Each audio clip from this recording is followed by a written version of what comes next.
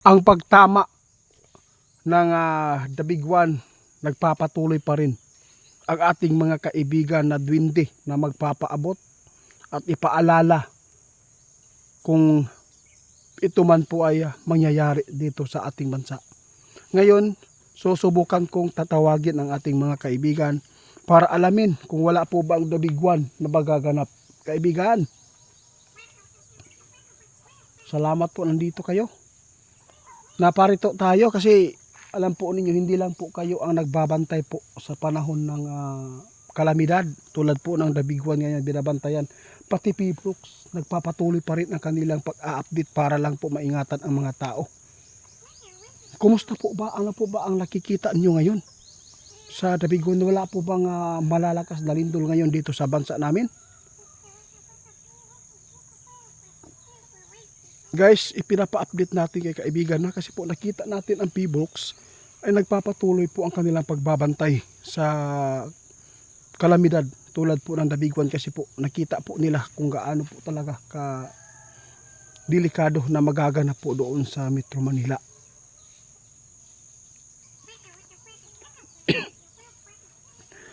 Sabi ng ating kaibigan, wala man kaming nakikita nga The Big One po ngayong buwan na ito, pero huwag kayong magkampante. Lalo na yung panahon natin ay mag-iiba-iba, no? Magkapariha ba? Magkambyo-kambyo, no? Kaya sinasabing climate change. Kasi minsan po ay mainit yung panahon ay tapos bigla namang uulan. Kaya kung sino man po yung tinatamaan po ng mga tag-init dyan, ng mga lugar, mag-ingat din po kayo kasi mayroon po talaga pagyayanig. Pero hindi naman po ito tinatawag na The Big One. Kaya kaibigan, kung ano man po ang mga update po ninyo dito tungkol sa mga kalamidad, pwede po natin na ipaabot na lang po para malubos-lubos na.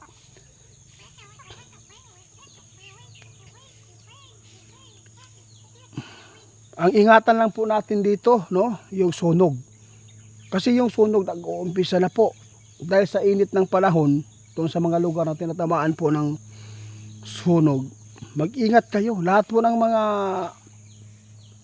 nasa dikit-dikit na kabahayan, tulad po ng squatter area, doon sa mga basta yun po ang mga binabagit po natin, dapat po kayo ay mag-ingat. Baka po, no? Isa po kayo doon mapapahamak. Dapat po kung sakali kung ano man po ang pinaka-importanting mga bagay po na mga kagamitan po nyo sa loob ng bahay nyo, lalo na ay nasa squatter area kayo, dapat po itabi ninyo kung sakali man na magkakaroon, lalo na yung mga pira nyo, itabi nyo kung sakali man magkakaroon ng sunog, at least madala pa ninyo. Yun po ang unang-una na dapat po ninyong tatahon na may tabo. Kasi mahirap po talaga pag nasunugan ka, masunog pa yung pira kung may pira man kayo. Kung wala kayong pira, ito lang kaibigan, oo, ihanda po ninyong sarili na lahat ng mga anak nyo maisiptin nyo. Huwag po natin hayaan na iwan po yung mga bata, lalo na sa panahon natin ngayon. Huwag kayong magkampante sa mall. Hindi po natin alam kasi sinabi po ng ating kaibigan na mayroon talagang mga mall na magaganap na masusunog, at saka lalo na yung gasoline station. Mag-ingat kayo. Kaya salamat po sa mga kaibigan po natin na lagi po natin nakakasama po sa tuwing tayo ay nangangailangan po ng mga tatanong sa kanila, kaibigan.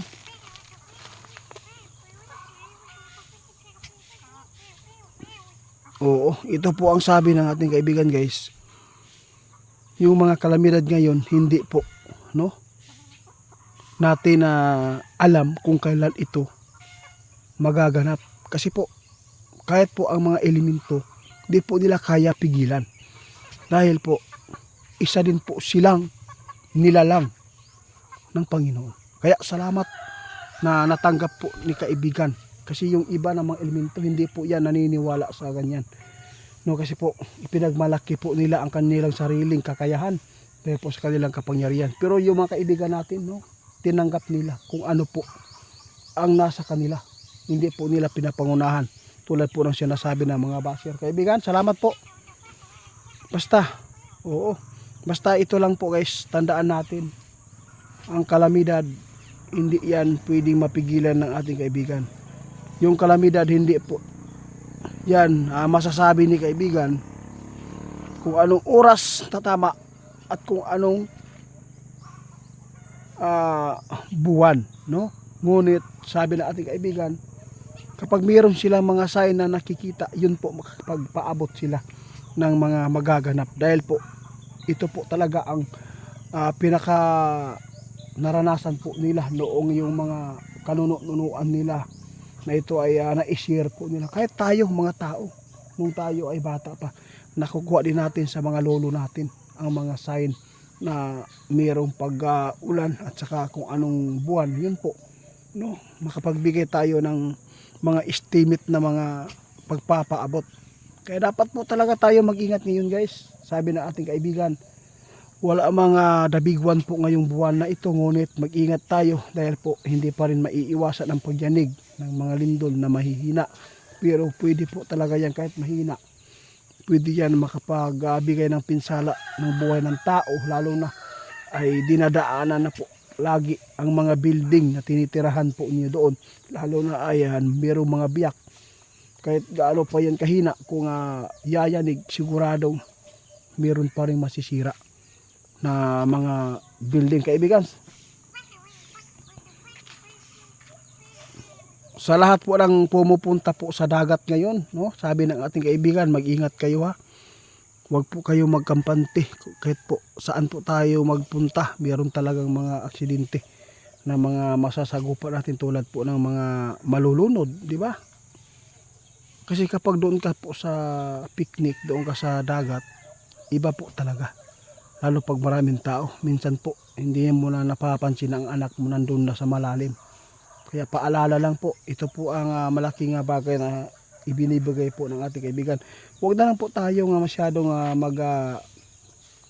magpo-focus sa mga material na bagay. Isipin natin, kung tayo ay magpaplano na mag-outing, isipin po natin yung buhay natin, no? Na kadalasan po talaga sa mga picnic ay nasa disgrasya, no? Yun po talaga ang maganda na ipinapaabot ng ating kaibigan. At saka mas maganda pa, doon na lang tayo sa bahay ano yung kaibigan? Ay ka, hindi maganda to guys. Ito yung sign nga sabi ng ating kaibigan na mayroong hindi maganda na nakapasok po dito sa ating area ngayon. Diba ito yung mga sign na may mga manananggal po ng kaibigan, mga aswang. Parang may bumisita dito kay kaibigan guys. May nagmamasid dito na kalaban. Subukan natin kaibigan ha.